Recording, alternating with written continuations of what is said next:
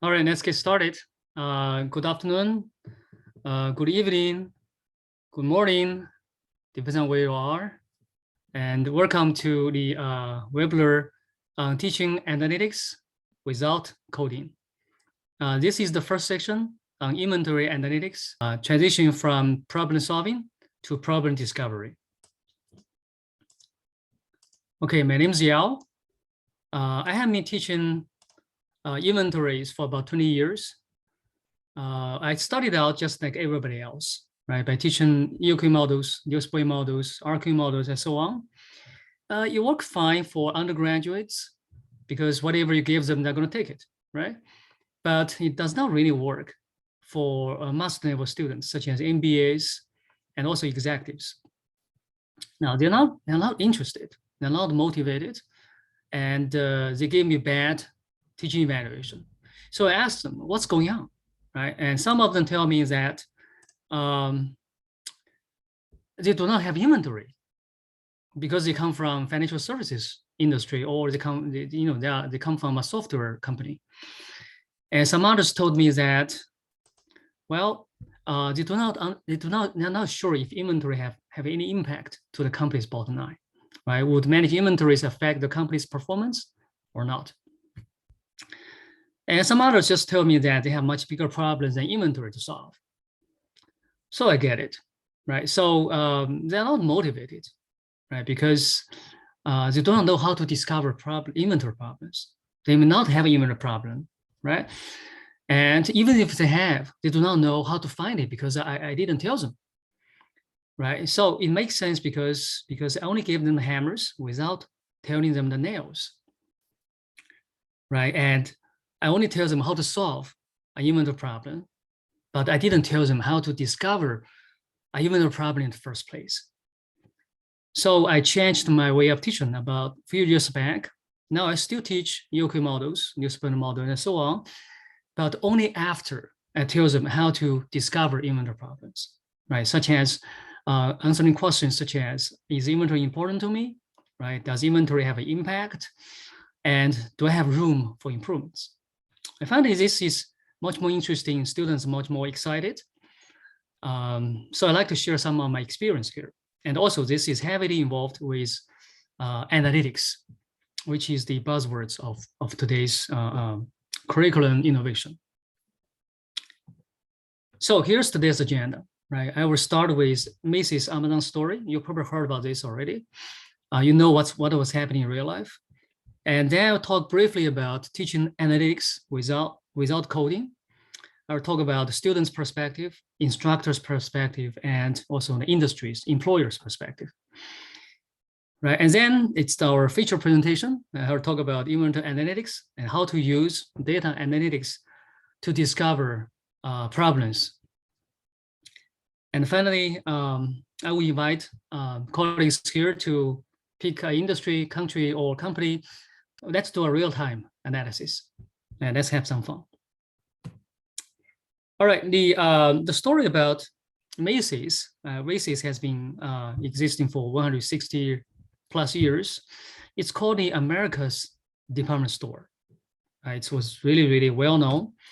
But on March 31st, 2020, Standard & Poor's announced to remove Macy's from its SP 500 index. The reason being Macy's market cap has dropped significantly from $23 billion, that's at the beginning of year 2015, to $1.5 billion, April 1st, right, 2020. It is a long journey of decline, right? COVID-19 pandemic is just another straw.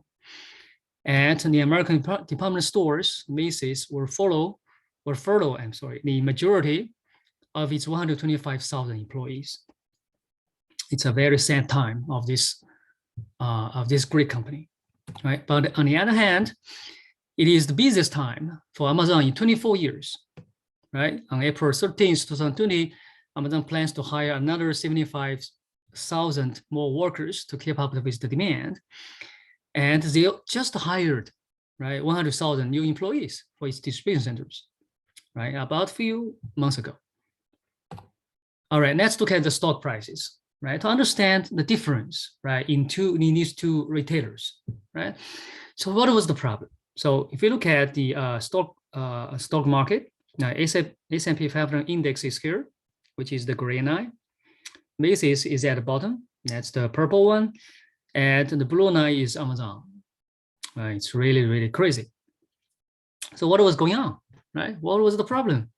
How come two different retailers have such different performance, right? So to answer this question, we have to look at the driving forces behind the retailing industry, right? Whatever you sell, you face pretty much the same challenge, right? That is, you don't know what your customer want when they enter your store, either online or offline, right? You still need to provide the right product and the right price. So let's look at 4 key performance indicators, right, of these retailers: the price, the product variety, delivery, and cash cycle, right? All of them are more or less related to inventories, right? Okay, now let's first compare Amazon versus Macy's on pricing. I don't know where you shop, right? I shop in both places. So these statistics actually quite confirms my intuition, my experience, right? So this is a massive web crawling analysis performed by one company in year 2017. It says that comparing 27 products, right, in 8 different categories, Macy's on average is 26% more expensive than Amazon. And now let's look at the product variety, right? Amazon has 353 million SKUs, and Macy's is less than 1 million SKUs. Now it's a little unfair to compare in this way because Macy's just sell apparel, right? So let's look at just apparel, right? Amazon has about 90 million apparel-related SKUs, 1.2 million SKUs that qualified for Prime, and about 343,000 SKUs related to leading brands. How much Macy's has? Right, Nordstrom and Macy's carry about 85,000 SKUs. Now, this 1 million number comes from Macy's online store. That's what they plan to do. Now let's look at delivery, right? Amazon, if you're a Prime member, you know how much you pay for delivery. Pretty much pay nothing or very little, right? So shipping is free for most items. Prime costs about $100 a year. Now, if you look at Macy's charges about $11 for shipping if the customer spend $99 or less. So just based on these numbers, right, which company provides a better product and a better price to customers? What would you say? I guess definitely Amazon. Right. Just think about this. They have 353 million SKUs for you to choose. So the chances of matching but your it's not specific about needs. just SKUs. Yeah, pardon? The quality of the product could be very different. Right? Yeah. When I go shop at Macy's, I'm buying a different product than the one I'm buying from Amazon. Absolutely. Yes, that's right. Right. That's absolutely right. Yeah. Okay. But the price is much lower. You have a much greater variety to choose. Right. And you don't like this retailers, you don't like this vendors that sort of switch to somebody else. I sometimes bought bad stuff from Amazon. Right. So Macy's may be able to keep the promise of high quality products more consistently, right, than Amazon. Right. Okay. That's a good one. Now, usually if you provide better service to customers, you need more inventory, right? And usually if you treat your suppliers better, you will have longer cash cycle, right? So if you look at a little bit about the cash cycle or inventories, the operation level side of measures, we find out Amazon actually perform much better than Macy's, right? If you look at here's inventory dates, right? I'm sorry. So Macy's is in blue, Amazon in green. So consistently, Amazon is in the range, inventory days in the range about, maybe 40, 50 days. And Macy's is in the range of about 120 days, right? So if you think about such a much bigger, product variety, right? They could also have much lower inventory turnover or a much lower inventory dates, which is amazing, right? And Amazon also treats the supplier better. If you look at the payable days versus receivable days, Amazon is here, right? is 4. That means payable days are 4 times the receivable days. And where is Macy's? Macy's is about 11. So for Macy's, the payable days is 11 times the receivable days. So suppliers have to wait for a much longer time to get their money back, right? So if you treat suppliers better, you tend to have longer cash cycle, right? But if you look at the cash cycles, Amazon is in the range about negative 30 days, and Macy's in the range of about 60, 70 days.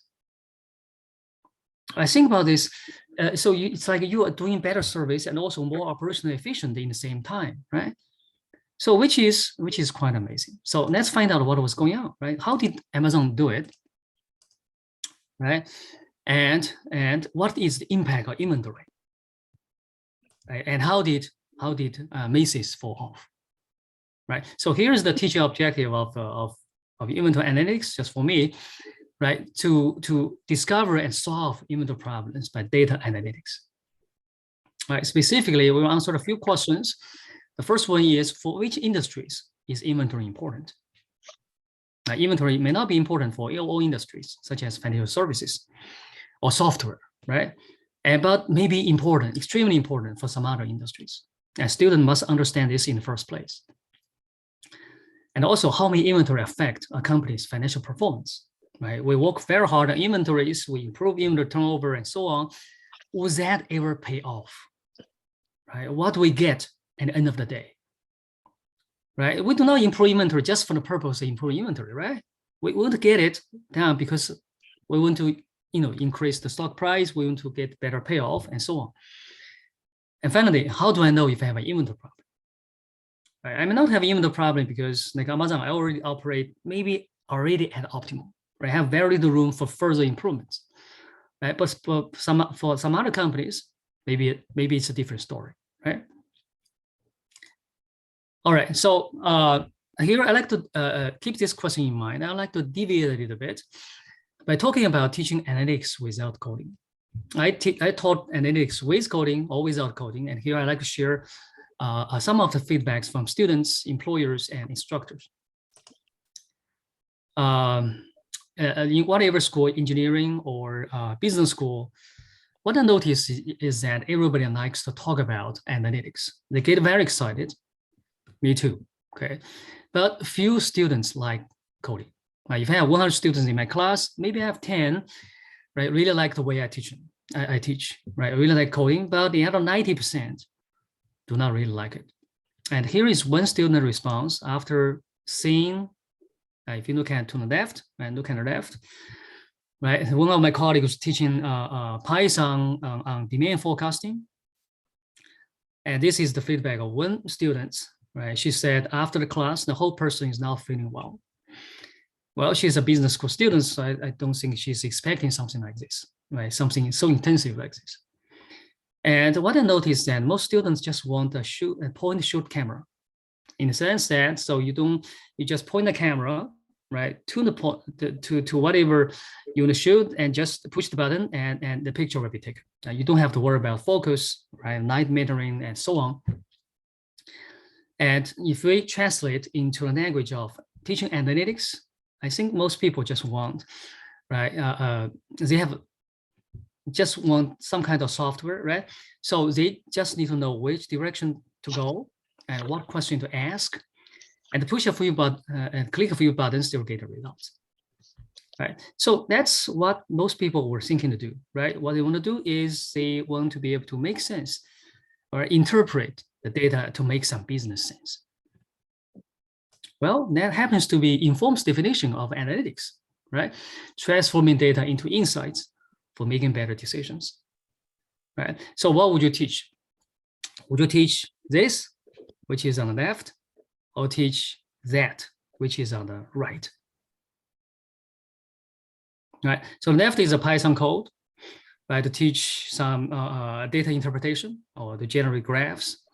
The right one is come from Tableau or some other softwares. Just a few clicks, you'll get the results, as long as you know which way you're going. Right. I taught both. I practice both ways, Now, I don't represent everybody. I just represent myself. So what I can say is teaching the left way is very intensive. It requires a huge setup cost. Unless I teach it every day, I don't have to refresh my memory. But if I have to teach it once a while, it's going to take me a long time to set it up because I have to make sure the code is going to run, right? And if the students have any questions on any line of the code, I have to be able to explain. And I have to help student debug and troubleshooting and all that kind of stuff. Now, the right graph is much easier to teach, and they come up with the same insights, right? Now, finally, let's talk about employee's perspective, right? I really like this guy. What he said is we don't need more data winners, we don't need more strategic marketing or supply chain planners. What we really need are more people with one foot in each camp who can make some sense of this technology. So what industry want is somebody who can interpret the data and make business sense. That's it, right? As long as how you do it, it does not really matter, right? If you use coding, if you use some software, right? As long as you can come up with that insights, correct insights quickly, right? To tell them what to do, right? What does it mean? That's it. Okay, now so let's come up with our let's come to our feature presentation, right? Even how to teach inventories and also problem discovery, inventory analytics without coding, right? So let me first share some experiences of teaching of answering the question, right? Answering the question of in which industries is inventory important, right? All right, now let me pull one of my old slides. This is how I'm motivated, right? About 5 years ago, when I talk about inventory management, right? I would emphasize how important inventory is, right? I would give an example such as a $4 billion sports retailer may hold $1 billion in inventory, a $45 billion pharmacy chain may invest $8.5 billion in inventories. Now, these are just single examples, right? I want to enrich it a little bit more by providing some general statistics. So I tell them S&P 500 retailing companies typically have 25 to 40% of the total assets in inventory. Now, I think this is enough for undergraduates, but for executives or for MBAs, it's not quite enough, right? Because not everybody will be working for retailing, right?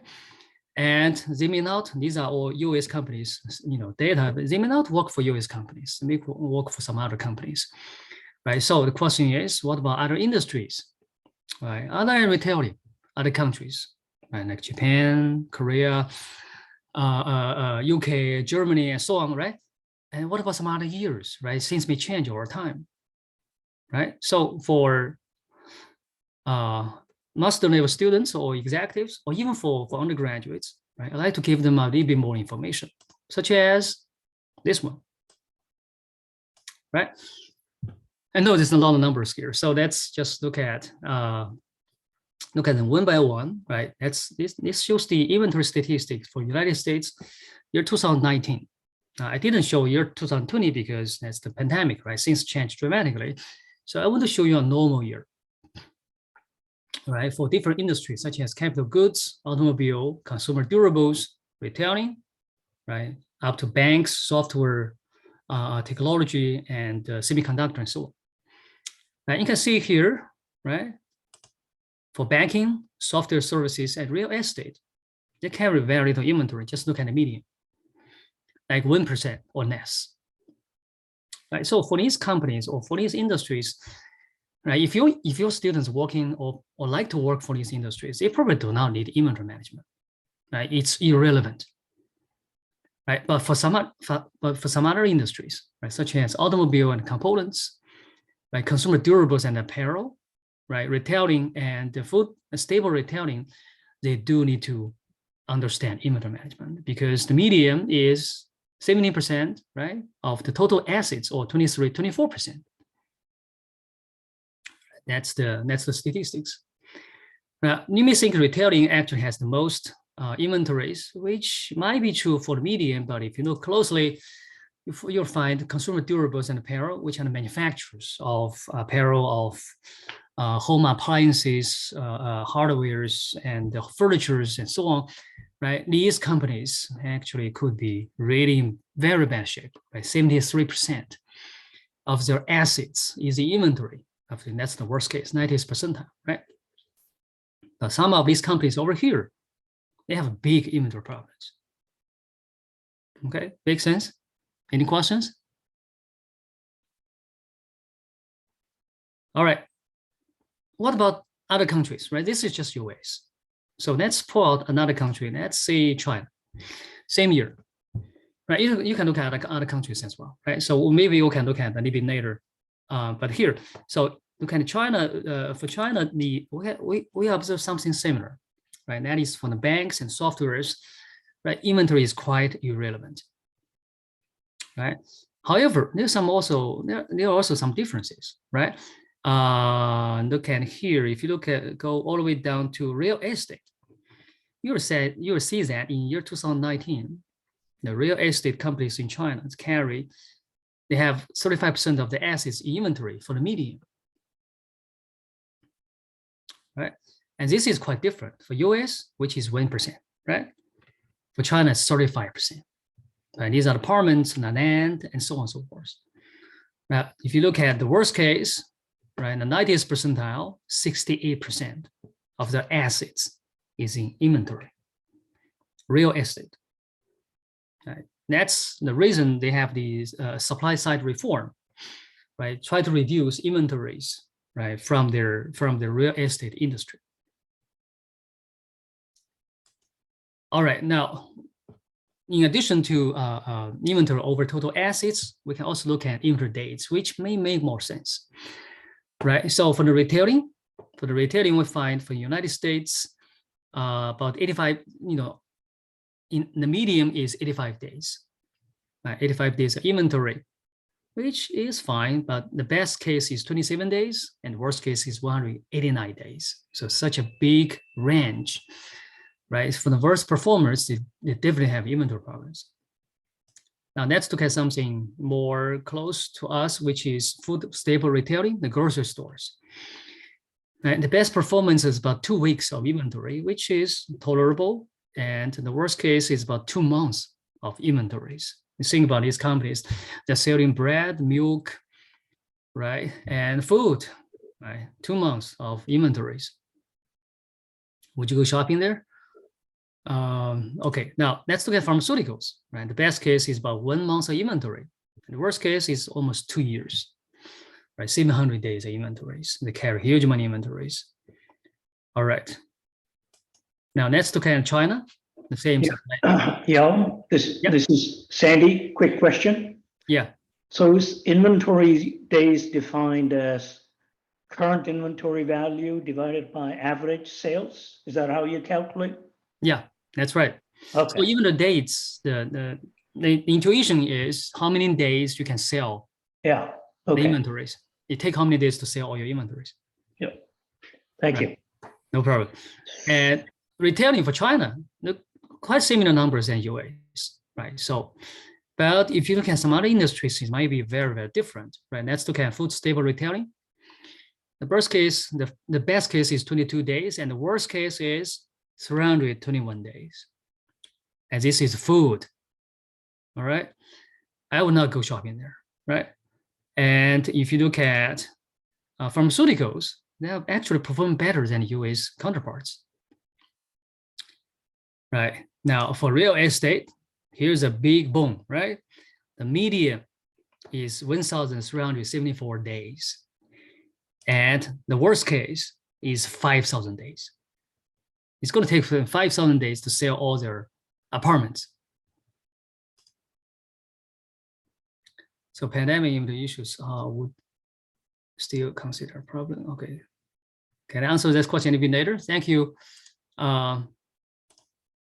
Okay, so if you can summarize, right? Summarize. I didn't talk about all the numbers, right? If you are interested in a specific industry, you can drill into it and really make sense of that number, right? And so if you can summarize the differences and similarities, between US and China on which industry, right, has a lot of inventories, we can see that for US, retailing definitely has a lot of inventories. 24% of assets, median, is inventory. That's about 85 days. For China, it's real estate that has huge amount of inventories, right? 35% of assets is inventory, which accounts for 1,374 days. And there are also some similarities for stable retailing, right, and consumer durables and apparel, right? And these are typical industries with tons of inventories. All right, maybe I'll come to the question. So here's a question. It said, with the pandemic and the supply chain issues, with that, would the mailing days of inventory still necessary to consider a problem? That's a great question. That's a great question. Yeah, for some products, definitely like masks, right? Since because the demand surged significantly. Yeah, if I can, it's not just about masks. It was also this, every time this question would be raised, for example, when we'd be talking about the microchips, like, for example, that Toyota was started to actually turned out that they required like something like 6 months, their suppliers to have 6 months of supply of microchips or something like that, or 2 months, I don't remember. And so the question would be like, so you tell us that having too many days of inventory is a problem, like, why? So how would you go about that? You have to consider demand during pandemic, right? So during the pandemic, some things changed dramatically, right? Yeah, it's not just the considerable demand now. It's they more focused. People want to hear about sustainability, and having more days of supply of inventory means that you are more sustainable for the demand for the supply interruption, or for demand surge. So this was that. Yes, you're absolutely right. So it's not only a demand surge, it's also supply shortage, right? And like the general understanding that risk can come from nowhere. Yeah, we're gonna hold these supply chain disruption issues now with the wars going on, right? And China is on the zero virus policy to shut down the factories and cities and so on. Yeah, it is a mess. That's why it's after 2019 things changed dramatically. And so that's why we need data analytics to track what's happening now, right? We cannot teach something that 5 years ago. We have to tell students what's happening now, right? So so here's another question: what about highlighting traditional, even non-traditional inventories, right? Like cash inventories and bank branches. That's a great question. But cash inventories are a little bit different from physical inventories. So especially from an accounting perspective, right? So we'll talk briefly about cash and cash equivalents a little bit later. Okay, great. Yeah, there's definitely different ways of interpreting tables.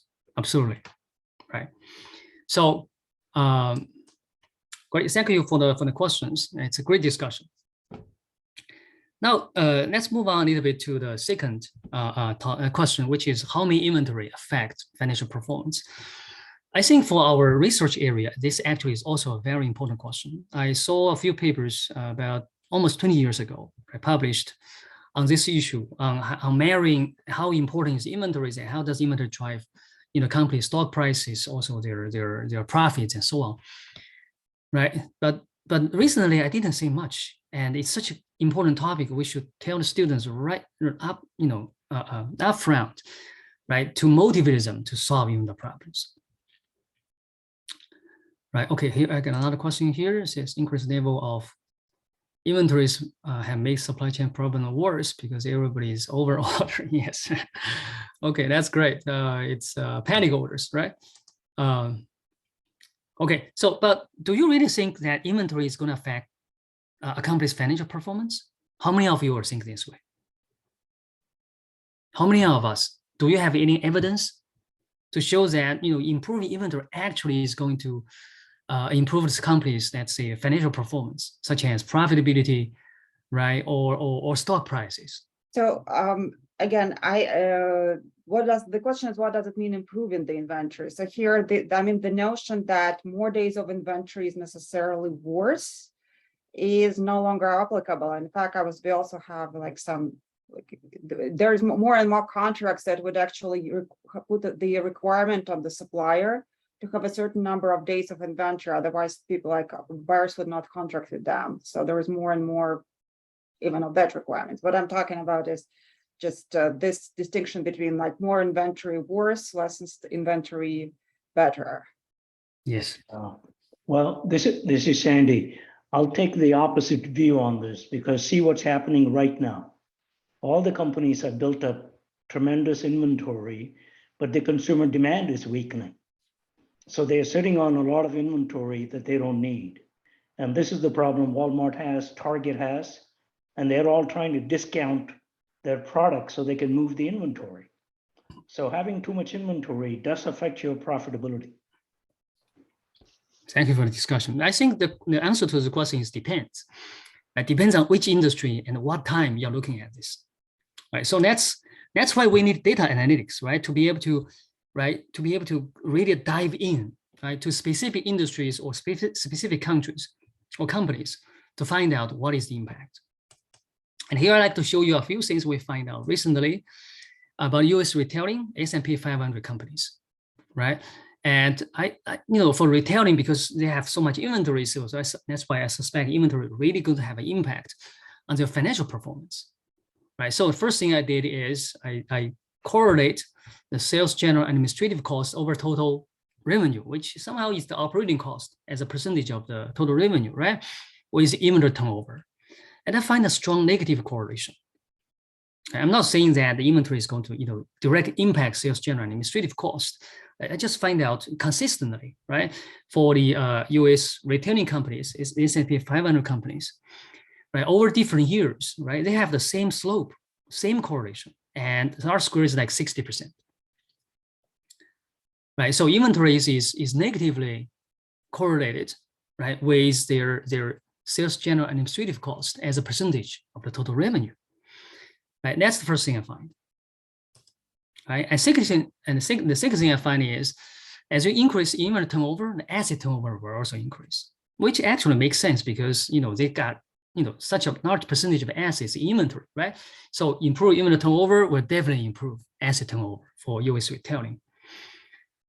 Right, that's a second quite significant, right, correlation I find, which is positive correlation. And lastly, for recent years, I also find out, also confirmed, when the discovery of Gar, Fisher, and Raymond, they have a paper in year 2005 on management science.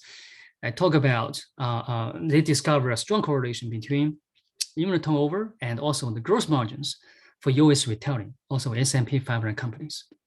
Right. What I want to say here is this observation is also true recently, right? Year 2016 to 2019, right? It's the same observation we can make recent years. Right. So this take a lot of digging, right? We find if you try to correlate these different key performance indicators, right, for different industries, right, you will find a lot of interesting things, right? However, I want to say that this same observation may not hold true for non-retailing company, even non-US retailing, right? So that's why we need to do some kind of mining, right, to find out for your specific industries, what are the drivers, what are the levers that could drive the company's performance, right? Every industry is different. Yeah. Yeah. So when you teach in this, I'm kind of thinking ahead, right? You show them this linear relationship and the conclusion is one-dimensional. More inventory is bad or less inventory is bad, but we know it's not linear relationship, right? We know that it's the whole point, there's a sweet spot and whatnot. How do we get to that point?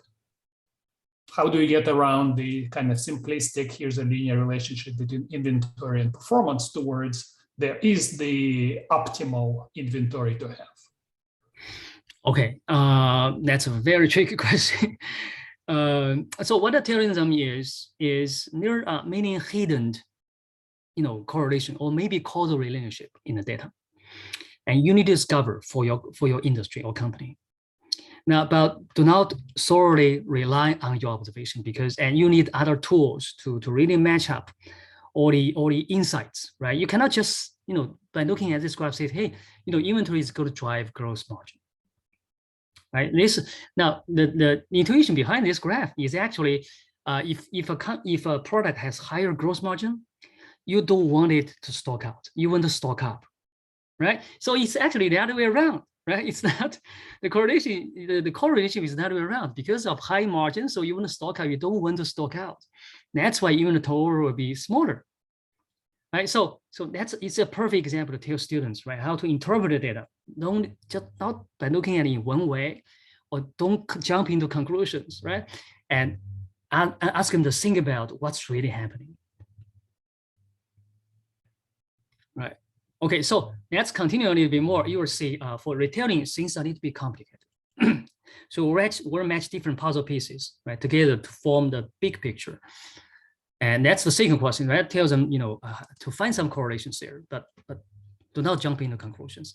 And finally, it tells them, right? So how do I know if I have an inventory problem? How do we answer this question? Have you ever asked this question to your students? Right? How do I know? Now, even if inventory is important in my industry, right? How do I know if I have an inventory problem? Now, I may not have an inventory problem because my company may be already performing and optimal, right? There's very little room for improvements, or the other way around, right? So my company's performance is very bad. How do I know? How do I tell? The answer is actually very simple. Benchmarking. Right? Here's my real life experience. I used to have a data consulting project. Here is what they find out. They said they have an inventory problem because of this, right? The company said in my inventory, in my revenue is half of my competitors, my major competitors. But I hold the same amount of inventory in dollar value, right, as my competitor. Then I must have an inventory problem. Right? It's a simple benchmark. Of course, you need the data, right? The data will tell you if you have inventory problems or not. So here, so I see there's a few questions up there, but let me just finish this part, and we'll come back to the questions. So let's come back to Amazon and Macy's example, right? Let's make a side-by-side comparison, right, on different KPIs, right, for these two companies. Right, first, let's just use enterprise ranking. So rank them up by inventory dates, no brainer, right? So we see for US retailing year 2018 and S&P 500 companies. So we find out Amazon is here, which is on top with about 40 days of inventories. And Macy's is here, which is rank 19, right, with about 120 days of inventory. Right, so it's very obvious, right? They have very different inventory performance, and some other companies like Tiffany and so on, they have almost 500 days or 600 days of inventories. Now, clearly, some companies has problems, inventory problems, and some others do not. I'm sorry. Quick question. So if you look here at this graph, you see Macy's down. Although it has higher inventory than, for example, Target company that you presented in the beginning. I'm sorry. So you're comparing now Macy's to Amazon, looking at their rankings and looking at their inventories. But Target company, which is 7th in this rank, has lower inventory than even Macy's, as you presented in the beginning slide. Yes, Target has no inventory. You're right. So it's still on the top. So this means that this is not only just a two-dimensional problem. This is multi-dimensional problem, and you need to include multiple metrics here in this analysis. Absolutely. This is the point. Okay, right. There's many other factors come into play. That's why let's do like a multi-dimensional comparison. How about that? So we should compare inventory dates, right? It's just one dimension, right? So let's really compare these companies side by side, right? On all different kind of measures, right? Such as inventory dates, cash cycle, receivable days versus payable days, right? And sales general and administrative costs over total revenue, and also asset turnover, right? You can pull as many, measures here as possible, right? Then we can see that. Now you can do this between Amazon and Macy's. You can also do this between Amazon and Targets, right? And Target, right? So we can find out that Amazon outperformed Macy's in almost every dimension. And here, the smaller the better, right? Smaller the better, right? Except receivable days and payable days, over payable days. Indeed, if you look at receivable days versus payable days, the ratio is 7%. 7%. What does that mean? That means the payable days is so long. It is like 11 times or 12 times the receivable days. And that tells you that if you are a Macy's supplier, it is a painful experience. It's going to take a very, very, very long time to receive your payment. Cal? Yeah. This is Harry Grunfeld. I would, and maybe this is totally non-standard, I don't know. But Yeah, no, please. I would look at payable days minus receivable days rather than the ratio. Okay. Right. And I turned it around so that in this particular graph we have Amazon being totally covered by Macy's once you plot the whatever this form of chart is. You may be right. You may be right. Yes, you may be right. Now, the reason I didn't do that is because I think the cash conversion cycle already is a majority part of that, right? When you calculate cash conversion cycle, you have to add up. You just add inventory days onto the difference. So if we ask suppliers, would you rather be a supplier for Macy or for Amazon? What do you think they're going to say? I don't know what they're going to say, but if I am the supplier, I would say I would rather be supplying Amazon than Macy. I don't know. I think if I'm Amazon supplier, I'm going to say I'd rather not be Amazon supplier. Oh, why is that? Well, so for one thing, Amazon steals their ideas. Second thing, it mistreats them. Third thing, it doesn't provide them significant share of the profits. Fourth, it's unending stream of complaints from Amazon suppliers about how badly they're being treated. I don't know about Macy's, but Amazon certainly gets lots of press in that regard. So, okay, I see. You may be right, actually. It depends a lot on how much you get paid for your products too, right? Yeah. Among other things, one of the reasons why the cash conversion cycle for Amazon is so great is because it is pushing much of the financing on its suppliers. Right. Yeah. Amazon, it doesn't carry anything on its own books, so the books looks fantastic. Yeah. I see. Okay, so that we should definitely use some other, this picture is not comprehensive. I understand that. It tells something, some story, some interesting story, but not all of them. But you do notice that the sales general administrative cost of Macy's is 35% of the revenue, right? Which is quite exceptional, right? If you look at the revenue breakdown, right, and compared to the average of U.S. retailing, for example. Right, you see some interesting things here, right? For example, now for the entire U.S. retailing, right, year 2018, right, you can use other years as well, but here just use this as an example. So you can see 68% of the revenue is spent on cost of goods sold, which makes sense. They bought things from outside, right? And 22%, right, of their revenue is spent on sales general administrative cost, which is advertising, store management, some logistics and so on.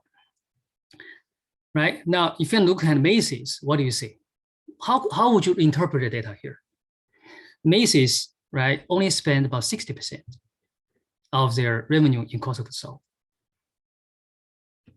However, it spends 35% of their revenue on sales general administrative cost. Now, then you look at Amazon, right? Amazon spends 74% of their revenue on cost of goods sold, but only 20% on sales general administrative cost. What story can you tell from this picture? Amazon doesn't have physical stores. Does they have a lot of distribution centers?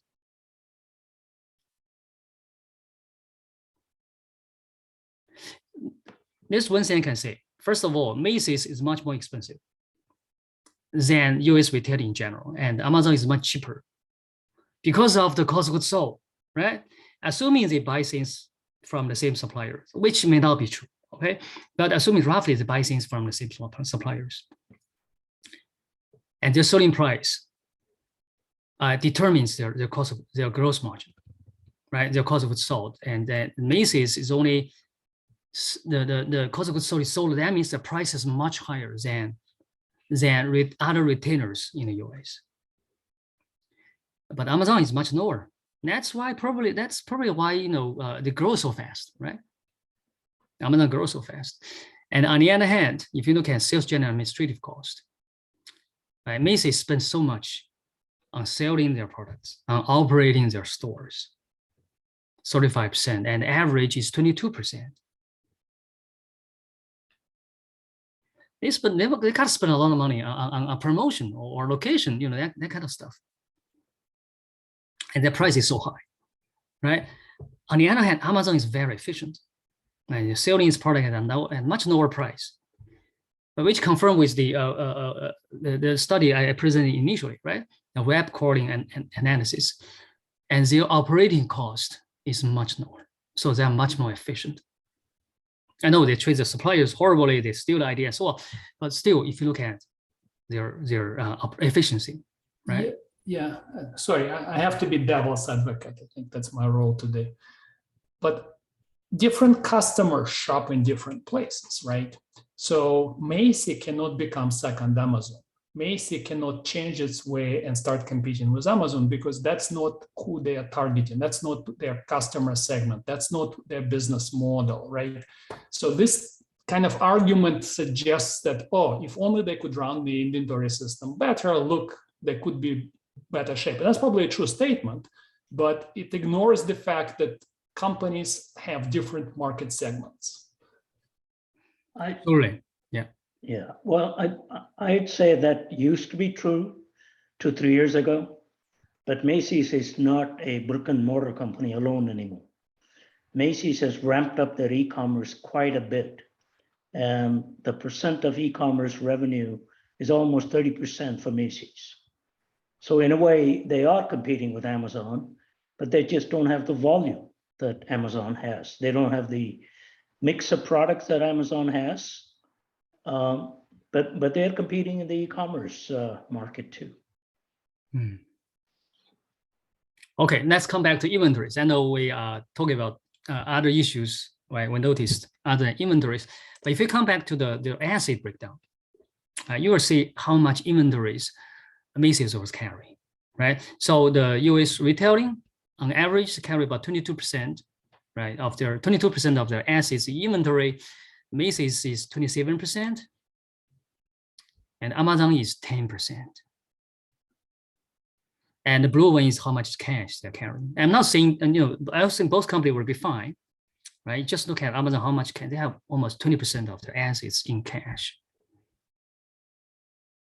right? So the point is Macy's clearly has an inventory problem, right? Okay, now rest of the time, I'm not sure if I should get into this. All right, let me try this one. So we want to give a comprehensive, right, comparison between these two companies. You look at the inventories, their cost of goods sold, their cash, and so on and so forth, right? So so here I like to give them a physical examination. Let's say something equivalent to a physical examination of a person. For a company, we call that KPI examination. So we look at their KPIs in profitability, in growth, financial health, and efficiency, and so on. So we look at all aspects of this company, right, in comparison to the population. That is the companies in the same category, right, to see where they stand in the population.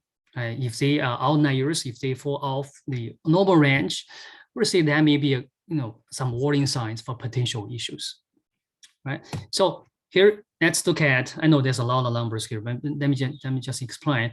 And here, I'm sure everybody have done physical examination, right? So you know your numbers, let's say your blood work compared to the population, right? Here's the same idea, right? So you look at, let's say, gross margin, right? Amazon's gross margin is like 25%, right? Now, if you look at the population, that is the US retailing firms, right? The median actually is 36%, right? So Amazon is kind of low, right, on gross margin.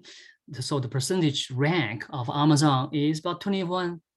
That is only 21% of the US retailing companies have a lower gross margin than Amazon, right? Makes sense, right? Okay, however, if you look at operating margin, it rises to 59%, right? More than half of the US retailing companies are not making as much operating margin as Amazon, right? Net margin is even higher, and return on assets higher, and return on invested capital higher, right? So I would say Amazon, despite its lower pricing, is quite profitable, right? And let's look at the financial health, right? We look at cash flow over total cost, current ratio, or liability asset ratio. We find that Amazon is okay on this. And let's skip this, but what I really want to talk about is their high growth, right? Look at the growth, total revenue growth, total operating income growth, net income growth, free cash flow growth, and so on. Just look at the percentile rank: 87%, 98%, 95%, 88%. You almost beat up all the companies in US retailing. And finally, if you look at this efficiency, I think that's one of the drivers for them to grow so fast, also be so profitable. Look at sales, general, and administrative costs over total revenue, right? It's only 19%, and which is good. You want this to be lower, right? And so it's one of the best performers. Also, inventory days, 10%, right? Cash conversion cycle, right? Like 13%. So extremely efficient. In comparison, if you look at Macy's, right? Macy's is less profitable. Just look at the percentile rank of the profits, right? It's lower than Amazon's numbers.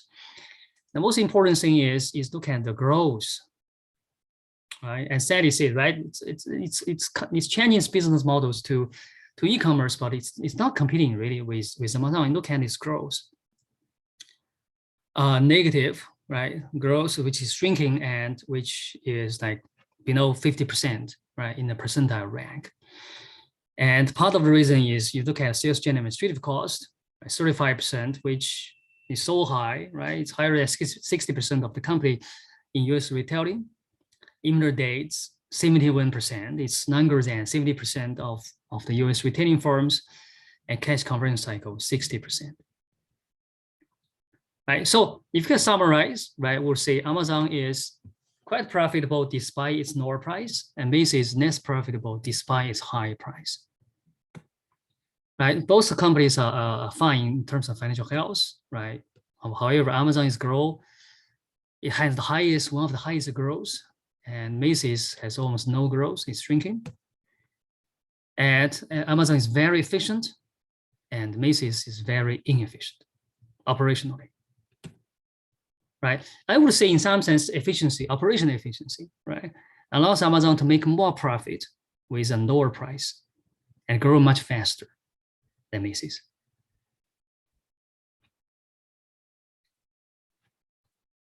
All right, don't agree with me.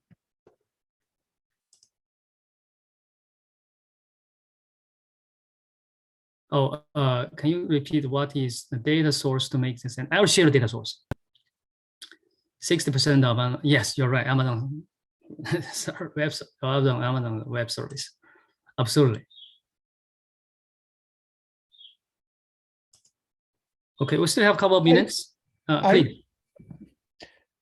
What bothers me and has always bothered me about this kinds of analyses is that it doesn't look enough at the details. You're really at the high level here with inventory. Amazon for sure, but even Macy's, they compete in many different segments, right? Macy's has, at some level, competes with grocery stores. I think with Tiffany's. Well, they sell food and foods and specialty foods. At Yeah. least they used to. It's They sell jewelry. furniture. They sell all sorts of different things. How can you say, you know, overall? I'm not sure you can say you have more inventory, so they're less efficient, because you can't really compare them. And that I think that's Vlad's points about the 16% is Amazon Web Services. That's not going to have much inventory, so it's going to make Amazon's numbers look that much better, right? I mean, when you only look at inventories. So it's just too simplistic for me. Absolutely, yes. It's teaching. It's not research. It's No, I understand. still, yeah. But so I think you also need to look at what's the company's strategy. How do they want to compete? How are they doing? What's their market share? How is that changing? What's their price? What segment of the market are they in? Are they high service retailers or low cost retailers?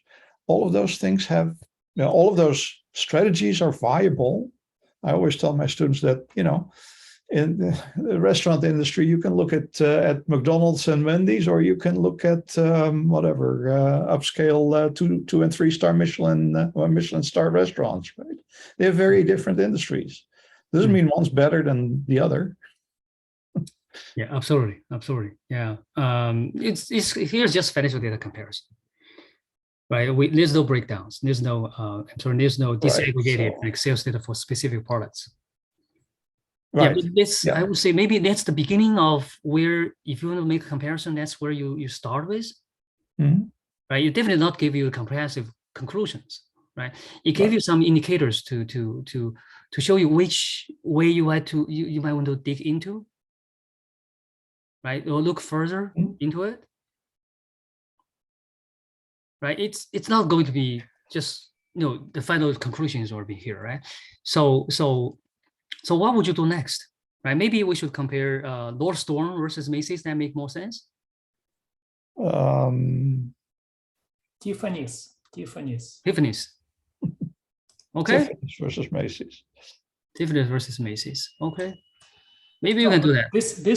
So for one thing is that the reason we get this back and forth questions is not because we're objecting to the statements, right? We're just anticipating the kind of pushback that the students might have if we're lucky, and they're thinking, right? Absolutely. So kind of working through what are the good responses to this type of questions that the students might ask, right? So that's one. Two, I think looking at the range of companies like Tiffany is intuitively exactly the case that Harry was making, that companies have different business models. They have different strategies, right? If you sell jewelry, it's very different compared to you sell stuff off the internet, of whatever, right? And so your performance is going to be naturally different, and that's okay. Both are successful. One of my students last year in the executive program works for a big holding company that owns a distillery in Scotland. They make Scotch whiskey. Right? It takes 18 years for some of these whiskeys to just simply get ready to be sold, right? 18 years. Time in inventory, too long. Too much inventory, right? Too many days. And inventory zero is actually better, right? If you have inventory, appreciation, right? Yeah, it's not a bad thing to have a lot of that in stock for them, right? Right. So it really depends on the strategy and the situation. It's very hard to make generalizations here. Right. Okay. So, but doing this will make interpreting the data and make insights and so on. I know it's not comprehensive, but it's good. Let's say a stimulator for the students to think about, right? And also think about different questions to ask, which direction to go, and what they should study and what data they should need, right? So here, anybody wants to come up with a specific company or industry, we can do like a real-time analysis, just show the students, right, what can be done. Anyone?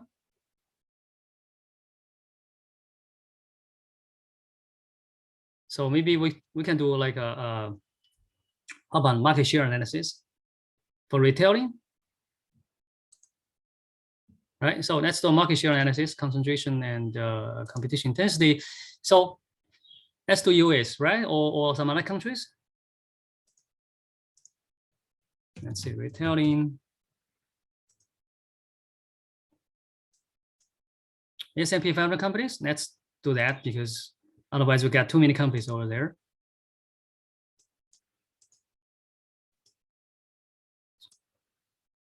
All right, so here is, let's make this full screen. Okay, that's the market share analysis, right? Amazon, well, highest, 38%, my goodness. And then Home Depot, Target, Lowe's, and Best Buy, TJ Maxx, and so on. I didn't see maybe Tiffany. I think Tiffany is the jewelry store, right? This is for the whole retailing, whatever you sell, and whatever online, offline, and so on. So let's save this and let's look at Tiffany. I guess there is an interest on that, so I'll make a copy of this, just saves me some time. Let's do an analysis. So let me change Tiffany, I think, to specialty stores. So let's say specialty chemicals, no. So specialty stores right here. I don't know if you have Tiffany, okay? Okay, let's do that. Oh, Tiffany is right here, right? Year 20, I think its classification changed. That's why it's not in here. That's for Tiffany. Let's find out Tiffany. Let's find out Tiffany's classification.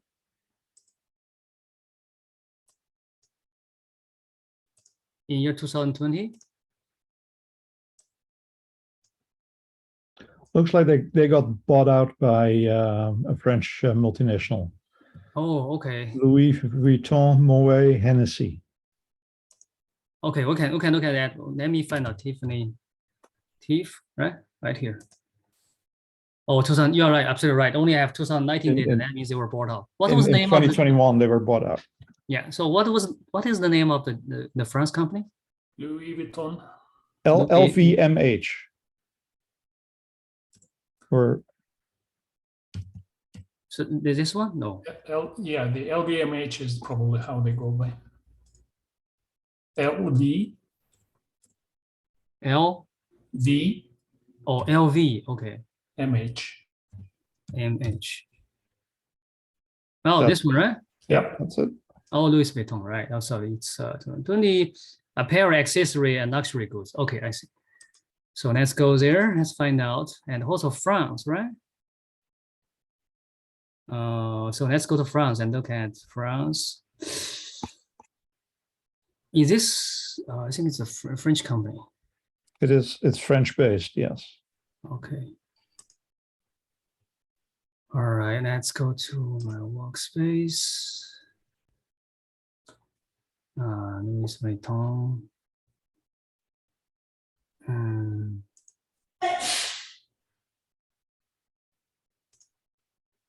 Let's get in there. So let's do a market share analysis of France. How about that? Market share for translation and business testing. Okay, that's fine. Let's see. It's called apparel, right? Apparel. Apparel. Apparel accessory. Alcohol, they have jewelry, they have everything. So it's really hard to classify them. Yeah. Yeah, but they are manufacturers, right? Or I see. They Well, no. own the brand. Yeah, okay, I see. So that's the danger with any kind of classification, is because many companies would do many things, and really putting them into one bucket and then do apples to apples is really difficult. Yes, yeah, I totally agree with that. Totally agree with that. Okay, the first one is That sounds about right. right. So that's just the first one is Louis Vuitton, 40%. So for luxury goods, for example, high inventory is a great thing. Among other things, that indicates you're keeping your prices really, really high, because that's how you count your inventory, right? That means you're charging your customers huge amount, which is great. But as long as your customers is able to pay for that.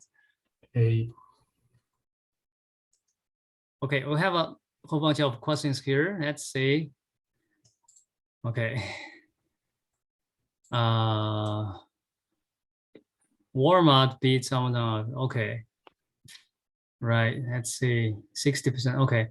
Can you repeat what data source? Oh, data source is here. Let me show you data source.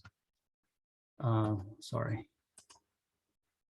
So all the results are here. I put it in a web link over here. So if you just click this link, you get all the access, against all the data and analysis I have in the slides. Now I can share this slides with the audience here, with the colleagues here, and so you can check it out and play by yourself. Thank you. That's really useful. Really appreciate that. Right. I totally agree that the analysis is very limited, and also the classification may not be accurate, as these companies do all kinds of things. But it's just for teaching purpose. You start, give the students something to think about, the playways. That's what I always like. So, and they can explore, they can come up with even better things. I have a lot of cases like that. They can be very, very creative, as long as they have their access to the data, right? And so, warm, and let's see, anything else? Yes, I can share the slides. Does this compare the average all type of goods between the two sellers? Yes, well, actually, what the data shows, data is financial data, is the company's financial statements. So there, it's the aggregated total. Is any of that of what Amazon does repeated by Macy's? Yeah, I think Macy's is trying to catch up with the e-commerce model, right? Walmart beats Amazon on return is over. Okay, great. So, but for Walmart, Walmart classification is a little different. I just want to show everybody. If you're interested in analyze, actually, I did a comparison between Walmart and Amazon. So let me just close this. Right, Walmart's classification. So if you do Walmart, right? Let me just make it bigger. Walmart's classification is hypermarkets and supercenters. It's in the consumer staples sector. So, so if you want to make comparison, you have to select both these two sectors. Okay, I think compared to mini-channel companies and both focus on products with non-digital would be more insightful. Digital features, okay. Right, I totally agree. So if you compare maybe Nordstrom versus Macy's, right, which may make more sense. I completely agree, right? But I didn't do it. Feel free to do that. And look at shareholder value, the energy. Where is Walmart? Okay. Okay. So just a general note, I found it's challenging to teach OEM and inventory after the pandemic. Agree. Teaching it without addressing the supply chain interruptions and backdowns of the 2 years. Yeah, right. I feel like you're an elephant in the room. I completely agree with that. So that's why in the next, tomorrow, tomorrow we're going to have the second section, which is on pandemic influenza and hunger chain simulation. So we're play with the students on panic orders and hoarding. And we will explain how to predict disasters, but real events like a pandemic, and how to get ready with the vaccines, right? To produce enough vaccines, right? But not too much, right? Which is, there's actually some incentive mismatch between the government and also the manufacturer. So how to resolve that incentive mismatch? It's a case study and it's a game. So welcome everybody to come here again. So I want to emphasize this more, because this is one of the most fun simulations I played in my class. So everybody, if you can make it, that's an awesome simulation and an awesome case. Thank you so much. Oh, well, play this quite a few times, right? Okay, let me just, where is my, okay, sorry here. Okay, so so here's Walmart. Then you can find any companies here. For example, what do we want to find out? Like we gotta know the classification first, right? In order to find its competitors. That's what I do when I, I tell students how to compare companies side by side. So what other companies you want?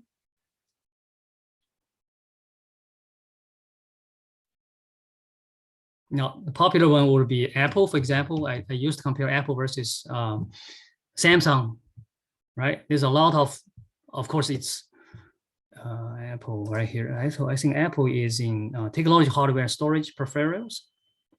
And major competitor will be Samsung Electronics, Dell Computer, and Legend Holding, which is a Chinese company. You can drill down here to see what's its. So this is a 4-tiered classification. It's 4 tiers, so it's nested classification. Here's information technology, and below it you have technology, hardware, and equipment, right? In which we have communication equipment, electronic equipment, and technology hardware and storage peripherals. These are the computer manufacturers, smartphones and so on. And you can see Apple is here, Dell, Legend, Canon, the Japanese company, and Samsung Electronics, and so on. So, so any other industries or countries, companies you like to? Question: This system, what is it? Where's the data coming from? How did you create it? How did you create it? Yeah, so we create it for teaching purposes. Mm-hmm. And they come up, it comes from a few years back. I asked students to do like a comparison between Amazon versus Samsung. But students come up with all kinds of different data. Some of them is in Korean won, some in US dollars. They got data from different, places. And for a very simple, comparison, it's a whole mess. So I say, why not, I provide the data. I clean the ones for all, and everybody can use that. Mm-hmm. So we started this project a few years back, I think year 2018. So is the data frozen at that time, or are you updating the data? Yeah, I'm talking every year. So now we have year 2020 data. That's actually, it's the reporting year. The data range from year July year 2020 to July 2021. We will upload, this year's data, past year's data, maybe in a few weeks. Yeah. So classification is here. Classification, all the financial reports are here.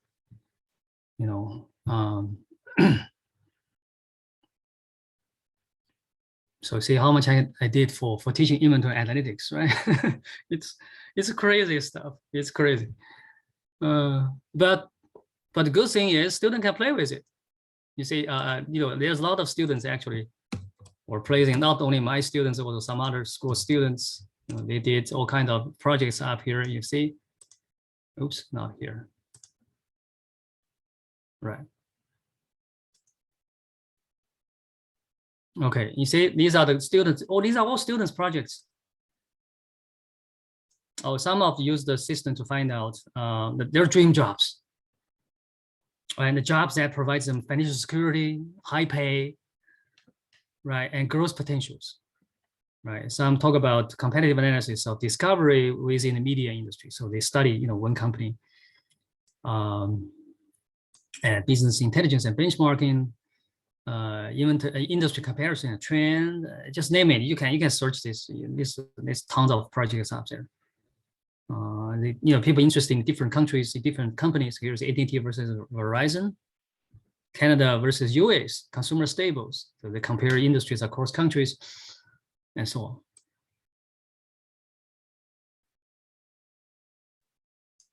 right, so any questions you have, maybe you can find some answers over there, some answers.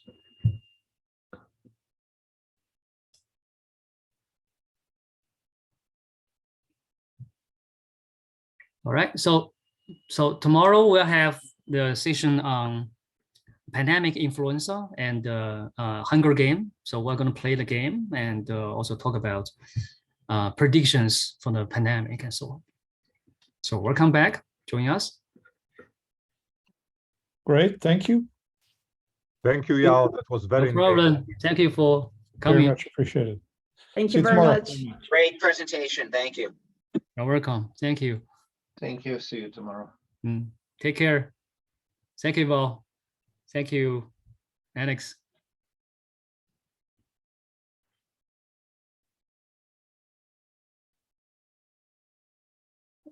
Okay, let me just how to stop recording.